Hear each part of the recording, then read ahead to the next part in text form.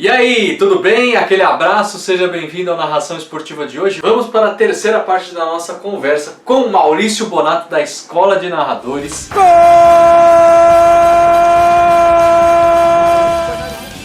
Agora vamos lá, vamos mudar um pouquinho de assunto, vamos falar um pouquinho de comentaristas, que você passou aí por vários canais, conviveu com muito comentarista, tanto comentaristas jornalistas quanto comentaristas que eram ex-atletas, né? Que é a maioria hoje é ex-atleta, não é nem mais jornalista. Mas no Grupo Bandeirantes, onde você ficou, tem muito ainda comentarista que é jornalista. E você, no curso, você forma muitos narradores que depois não querem e vão se tornar comentaristas. Como é que você indica pro pessoal? Você fala assim, não vai ser comentarista ou vá ser comentarista porque não tem campo, tem menos campo porque tem muito atleta disputando essas vagas. E nas emissoras onde você passou, paga-se mais por ex-atletas, paga-se mais por comentarista jornalista? Qual que é o peso de um e de outro? Você consegue fazer essa avaliação pra gente? Consigo. Em relação ao curso, por exemplo, eu deixo bem claro num determinado momento do curso que o cara pode escolher. Uhum. Pode ser que ele faça o curso, chega no final do curso e ele fala, acho que não é pra mim narração. Uhum. Entendeu? Eu faço o curso de uma maneira que eu não engano ninguém, eu ensino o que eu tenho que ensinar, só que eu deixo claro. Se a pessoa às vezes chega no final do... Porque assim, você fazer um curso e você descobrir que você não dá pra coisa, também vale a pena. Vale. É uma dúvida que você tirou ali, né? Isso aí te posiciona na tua vida e na tua carreira. Cara. Exato. Te direciona. Tanto certo como o errado, né? O sucesso e o fracasso te posicionam. É. Então, eu acho assim, para comentaristas especificamente, eu vou dar uma opinião, porque assim, eu trabalhei com muito comentarista jornalista, muito comentarista ex-atleta, tá? Uhum. Eu acho assim. Primeiro ponto, eu acho que a gente tem que colocar a primeira questão sobre o narrador, antes de falar do comentarista. Tá. Eu já ouvi profissionais, amigos meus, colegas meus, falarem assim, quando vai fazer um evento, vai fazer um jogo em que ele não conhece. Uma Olimpíada, por exemplo, que tem lá os modalidades X, Y, Z. Uhum. O cara fala assim, joga pro comentarista. Deixa que o cara manja. Uhum. Beleza, cara, tudo bem, mas, você tem que saber o mínimo para poder narrar. O mínimo, é o mínimo. Você tem que estudar o mínimo para poder narrar. Isso, para mim, chama-se preguiça. Preguiça. Falta de profissionalismo, né? Afinal, você tá ali para contar uma história, né? Também. Eu não vou nem falar isso, cara. Poderia estar sendo antiético. Mas, assim, para mim, no mínimo, é preguiça, certo? Preguiça. É difícil estudar tudo na Olimpíada? Muito difícil. A Olimpíada é muito dinâmica. Fiz o PAN agora, cara. Às vezes cai um esporte pra você que você não sabe. A escala cai na hora, nem né? se preparou. Às vezes troca lá. Aconteceu alguma zebra lá na transmissão dos caras. Ia passar o judô. Não vai passar mais judô. Vai passar agora o... canoagem. Você tá ferrado, cara. Então, assim, tem que ser... Quando você tem experiência, tem que ser safo e tal. Então, primeiro ponto. Narradores, não fiquem dependendo dos comentaristas, ou eles sendo jornalista ou eles sendo ex-atleta. Ponto. Dito isso, vamos passar para o lado dos comentaristas. Comentarista jornalista, pelo amor de Deus, se prepare melhor. Se prepare melhor. Tática, conheça do esporte. Não adianta você querer ser generalista e você vai lá para comentar um jogo de handball. Não adianta, cara. Tem que manjar do handball. Não é só trazer informação histórica, Tem que entender do jogo, cara. Informação histórica eu entro ali no Google e vejo, pô. Eu quero o diferencial do jornalista, né? Que é apurar. Então, Vini, mas vai entrar um cara que é jogador e o cara vai engolir o cara que é jornalista. Aí, como que, entre aspas, você vai defender a classe? Não tem como, cara. Você acaba defendendo na análise, né? Na análise de dados, na análise da informação mesmo dos jogos, né? Você acaba colocando ali na responsabilidade do jornalista falar quem foi melhor durante os confrontos desses dois times, né? Quem venceu mais, quem venceu menos. Vou dar um exemplo para você. de um cara que foi, eu até brinco. O Mauro Betting é espetacular, né? Ele é um exemplo de jornalista que pode ser um comentarista de qualquer coisa, quase, né? Então, mas por exemplo, se o Mauro for comentar basquete e vôlei, ele tem que manjar do jogo, Sim. né? Não precisa ter jogado, mas tem que entender, né? Por exemplo, o Ricardo Bulgarelli, que está na ESPN, ele começou, a primeira transmissão dele foi comigo lá na Sky. Uhum. Bulgarelli nunca foi jogador de basquete profissional, mas ele põe todos os comentaristas que estão falando no bolso. Inclusive, pouca gente sabe disso. Não sei nem se eu posso falar, mas vou falar. Ele ajuda um monte de ex-atleta aí, viu? Olha lá, Ele exclusivo. ajuda com informação. É mesmo? Ele ajuda com um monte de ex-atleta aí que eu sei. Não vou falar quem, mas eu sei que ele ajuda, que os caras pedem ajuda pra ele. Boa. Ele faz de bom coração. Polêmica no ar. E tem ex-atleta que não gosta dele, hein? Olha só. Olha só. Concorrente que não gosta dele, mas deixa pra lá. Cara, o Bulgarelli é um monstro, cara. É. Agora, o cara que é híbrido, que eu queria falar rapidamente, Sim. é o Kaká Bizoc. O Kaká Bizoc foi jogador de vôlei, foi técnico de vôlei, foi assistente do Zé Roberto na Olimpíada, tudo mais. O Kaká se formou em jornalismo. Boa. O Kaká é um monstro, cara. Que o Kaká analisa o jogo, o Kaká sabe falar como um jornalista tem que falar, sabe apurar notícia, sabe analisar todos aqueles números estatísticos que o voleibol apresenta. Então, para mim, ele é um exemplo do perfeito comentarista. Ele tem opinião, ele sabe de estratégia, de tática, ele sabe analisar dados, ele sabe de história, ele sabe de tudo. Tá O vendo? Kaká Bizoc, se você colocar ele para fazer futebol, ele vai fazer com o mesmo brilhantismo que ele faz no vôlei. Boa. Porque ele entende, ele estuda, ele é estudioso. E não é valorizado no mercado, viu? Não é, não.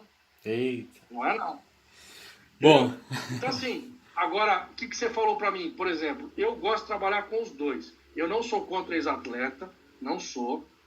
Mas eu acho que tem que pesar para ter sempre um jornalista e um ex-atleta trabalhando. O ex-atleta, com certeza, ganha mais. Certeza que ganha mais. Certeza. Eu cravo que ganha mais. Cravo. Porque tem nome, traz mídia, traz mais gente que quer acompanhar ele, entendeu? Então, ganha mais. Não sei se é justo ou não. Depende a linha editorial e o que a emissora quer passar para o público dela. Depende. Depende de quem consome. Eu acho que os jornalistas bons, que realmente se preparam, estudam, têm opinião de verdade, conhecem, eles deveriam ser bem mais valorizados do que eles são. Mas, para isso, jornalistas, meus amigos, querem ser comentaristas? Não faz nada meia boca, cara. Estuda bonitinho. Daqui a pouco vai ter ex-atleta narrando também. Ixi. Eu torço que isso aconteça. Eu torço. De verdade. Que vai aumentar o nível. Se aumentar o nível, todo mundo tem que ficar melhor, cara. Todo mundo. Isso é verdade. Agora, falando um pouquinho sobre a narração hoje, né? Você fez muito estádio, mas também quando chegou nos campeonatos internacionais, você não deve ter feito tanto assim, fazia mais daqui, né? Estúdio ou off-tube, né? Aliás, estádio ou off-tube?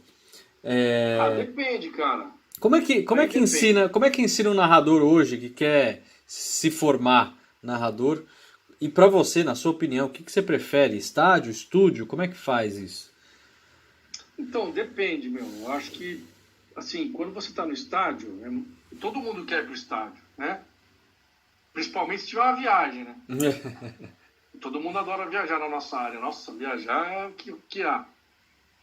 Você estando em loco, você está vendo tudo, você está num ambiente, certo? Exatamente por isso, né? É aquela atmosfera toda que te ajuda... Euforia, aquela né? coisa toda. Uhum. Eu acho mais legal. Mas em contrapartida, quando você está no estúdio, você também está num lugar bacana para trabalhar. É mais tranquilo, você talvez se concentre mais, entendeu? Aí depende muito do gosto. Eu gosto das duas, eu não tenho... se você chegar para mim e falar assim, Bonato, você vai narrar todos os jogos no estádio, eu ia falar, ótimo. Se falasse para mim, você vai narrar todos os jogos no estúdio, eu ia falar, ótimo. Entendeu? Agora, assim, depende muito, a variação que tem é a seguinte. Eu vou dar um macetezinho aqui que eu falo no curso. Então presta atenção, quem quer ser narrador. O grande problema de você narrar em loco é que você pode se distrair e não olhar para o monitor. Porque apesar de você estar em loco, na cabine, no estádio, lotado, uma barulheira e tal, aquele ambiente que te dá mó tesão para narrar e tal, você tem que olhar no monitor. Você não pode esquecer que você tem um monitor na sua frente. Porque monitor dá replay, dá detalhe. E quando a gente está narrando, a gente não pode falar uma coisa que não está acontecendo. A gente não pode perder o detalhe. Exato. Entendeu? Então, esse é o macete. Eu já cometi erros assim. Eu fui narrar um jogo no Beira-Rio da Libertadores, Internacional e Jaguares, de Libertadores 2011, pelo Band Esportes. O Jaguares, o Inter ganhou 3-0, Jaguares do México.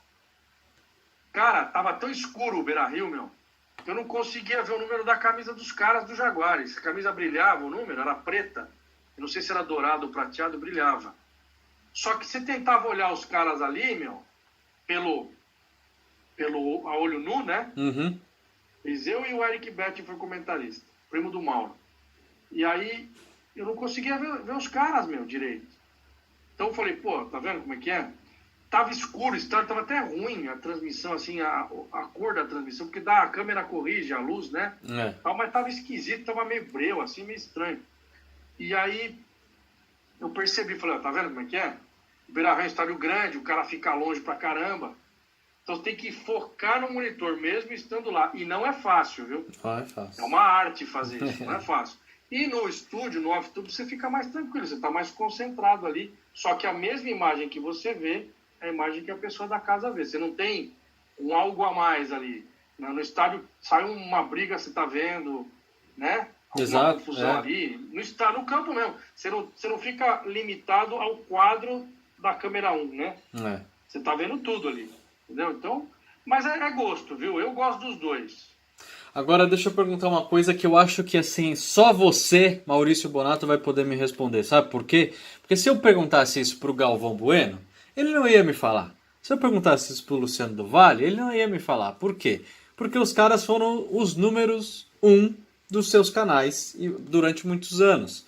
Então assim, tinha ali, né, aquele milindre de chegar e falar com o cara, tudo mais, né? As melhores coisas eram pra eles e tudo mais. Agora você já foi o cara número 1 do Sport Plus e também já foi freela em outros canais. Sim, claro. Existe diferença? Agora eu quero pegar real.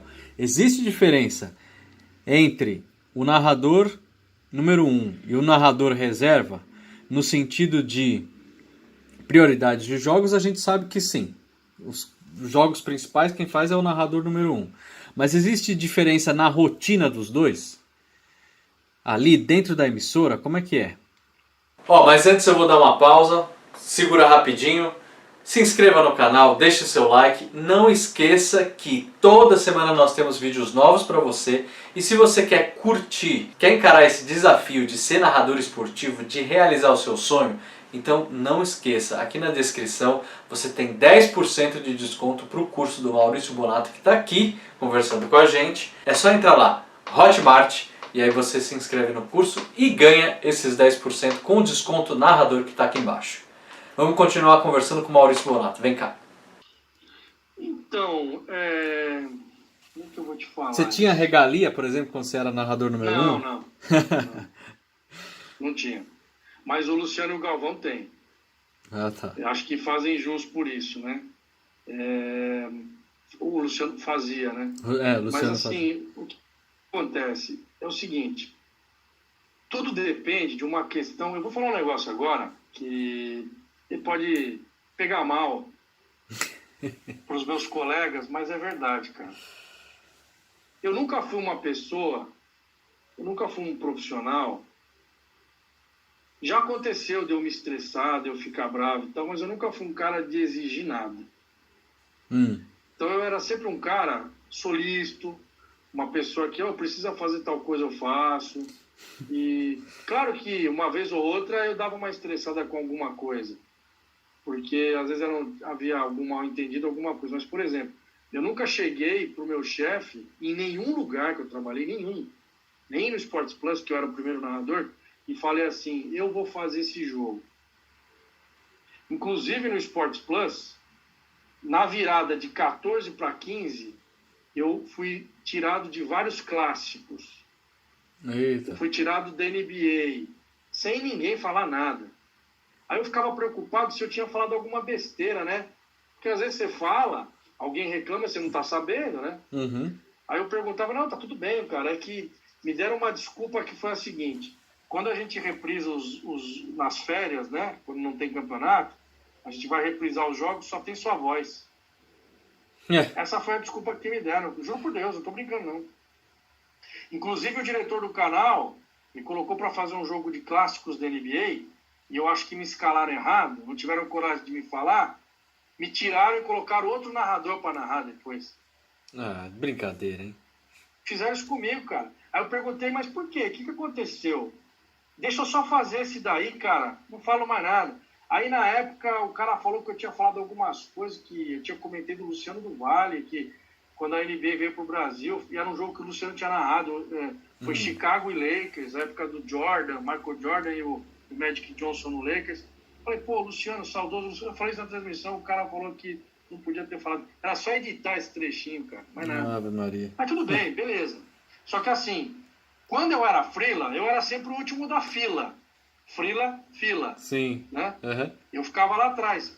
Só que, por exemplo, os caras que eram os narradores mais na frente, eles também tinha dia que eles não queriam trabalhar, entendeu? Uhum. O cara queria descansar, queria ficar em casa. Então sobrava muita coisa para mim.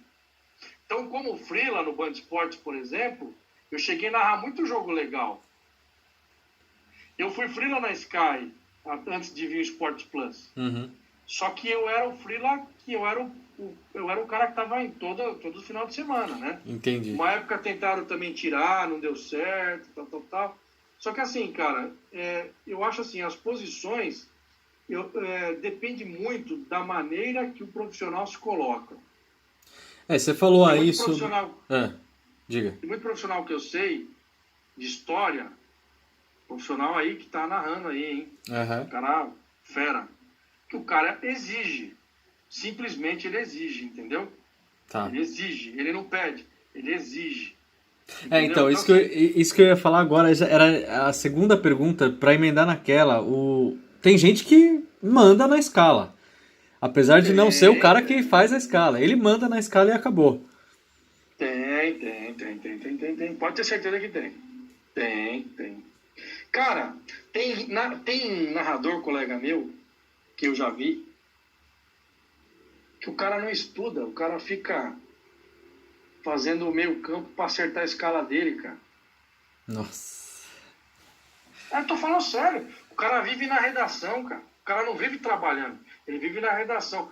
Eu não tenho nada contra. Cada um faz o que quer fazer, cara. Entendeu? Entendi. Eu sempre fui assim, ó. Trabalho, casa. Casa, trabalho. Eu nunca ficava sentado com o chefe tomando cerveja. Ô, meu, vai ter um jogo aí. Pô, não esquece de mim, cara. Pelo amor de Deus, hein? Entendeu? Eu tinha um supervisor na Sky que ele falava assim pra mim no Sport Plus. Maurício, tem esse jogo. Qual você quer fazer? Eu falava pra ele assim, cara, quem tem que escalar é você, não sou eu, velho. Eu não ganho pra isso, velho. Ah, mas você pode escolher. Eu falei, não existe isso, cara. Aí quando eles começaram a me tirar dos jogos, eu quis saber por quê. Mas eu em momento algum interferi na escala, entendeu? Uhum. Bom. Vamos supor, o outro narrador fez Real e Atlético. Clássico. Uhum. E eu tava fazendo Almeria e Retafe, cara. E eu não fui lá falar, eu não vou fazer Almeria e Retafe, vou pra minha casa. Eu nunca fiz isso. Entendeu? Entendi. Porque escala é uma coisa sagrada. Mesmo que ela é escamoteada ali e tal, não sei o que, é sagrado. Agora, por exemplo, como frila, já aconteceu de eu estar escalado para um jogo na quinta às 10 da manhã, à meia-noite na quarta, tinha estudado o jogo o dia anterior inteirinho, à meia-noite na quarta eu recebo uma mensagem no celular dizendo que eu não ia mais fazer o jogo. Tá. Já aconteceu isso. Ótimo, Entendeu? entendi. Deixa eu perguntar uma coisa antes aqui, ó, na frente de todo mundo. Eu posso colocar isso no ar, né? Claro que pode. Então, beleza. Fechou. Não, Agora... pode, não tem problema. Eu não estou falando mentira. Não, exato. Esse é o mais importante. Eu não estou mentindo. Eu estou falando a verdade. E assim, isso que eu falo, Vinícius. Eu também falo sobre isso no curso. É uma questão ética. Ética, tá? exato, é. Ética no jornalismo, na comunicação, Não, cara, você não respeita o seu companheiro de trabalho, cara. E outra, é uma concorrência que acaba não sendo leal, né? Porque você acaba puxando, enfim, agindo de outras formas e acaba se escolhendo o narrador de um ou daquele, não pela voz ou pela técnica do cara, mas sim por preferências pessoais, não é? Não, e eu sempre gostei de uma outra coisa, por exemplo, que eu nunca tive isso na minha carreira. É o cara chegar para mim, o chefe, quem manda, o Uhum. dono dos porcos que a gente brinca, chegar para mim e falar assim: Maurício, vem cá, senta aqui. Vai ser assim, assim e assim. Você quer?